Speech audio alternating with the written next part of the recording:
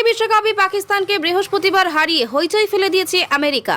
আর তারপরে মার্কিন খেলোয়াড়রা কত টাকা আয় করেন তা নিয়ে তৈরি হয়েছে জল্পনা। এমনিতে বিশ্বে আমেরিকার অর্থনীতি বেশ মজবুত, সেখানে ক্রিকেট গুরুত্ব পেলে আখেরে আন্তর্জাতিক ক্রিকেট কাউন্সিলেরই আইসিসি আর্থিক লাভ হবে। এমনিতে রাগবি এবং বাস্কেটবল বেশ জনপ্রিয়।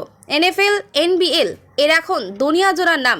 মার্কিন যুক্তরাষ্ট্রে ক্রিকেটকে তেমনই জনপ্রিয় করে তুলতে চায় আইসিসি, আর তারই সূচনা হয়েছে বিশ্বের মহাশক্তিধর দেশে। এবারে টি-20 বিশ্বকাপে ইতিমধ্যে দুটি জয় পেয়েছে আমেরিকা। কানাডা এবং পোর খাওয়া পাকিস্তানকে হারিয়ে তারা বিশ্বকাপের গ্রুপে পর্বে শীর্ষে রয়েছে। তার আগে বাংলাদেশকে হারিয়ে প্রস্তুতি ম্যাচে সিরিজ জিতেছে, কিন্তু তার সঙ্গে বিশ্বকাপের দুটি ম্যাচে জয়ের কোনো তুলনাই আসে না। কারণ পরপর দুটি ম্যাচের জয়ের জেরে আমেরিকার এবারের বিশ্বকাপের পরবর্তী পর্বে ওঠার রাস্তা সুগম হয়েছে। এখনও তাদের গ্রুপে এর দুটো ম্যাচ আছে, সেটা আয়ারল্যান্ড এবং ভারতের সঙ্গে। তার মধ্যে একটা ম্যাচ জিতলেই তারা বিশ্বকাপের পরবর্তী পর্যায়ে পৌঁছে যাবে।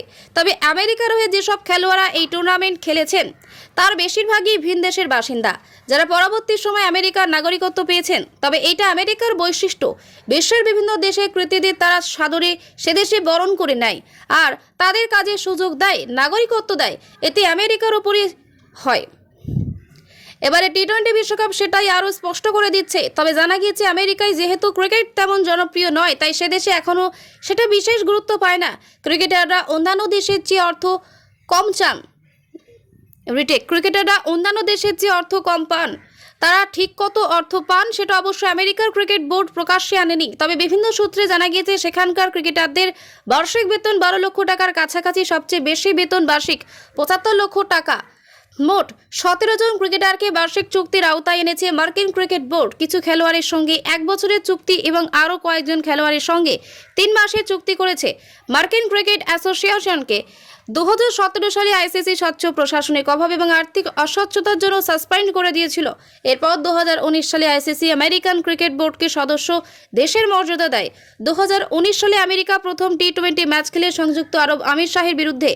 বিভিন্ন সূত্রে জানা গিয়েছে অধিনায়ক সৌরভ নেত্রভালুকের সঙ্গে 3 মাসে, স্টিভেন টেলরের সঙ্গে 1 বছরে, করিমা গড়ের সঙ্গে 3 বছরে, এলমোরে হাচিনসনের সঙ্গে 3 মাসের, অ্যারন জোন্সের সঙ্গে 3 মাসের, নস্টুপ কেনজিগের সঙ্গে 3 মাসের, যশকরণ মালহোত্রার সঙ্গে 3 মাসের, জেভিরের মার্শালের সঙ্গে 1 বছরের, মোনাঙ্ক প্যাটেলের সঙ্গে 1 বছরের, নিসর্গ প্যাটেলের সঙ্গে 3 মাসের, সাগর ও তিমিল প্যাটেল, রাষ্ট্রী থিরনের সঙ্গে 3 মাসের,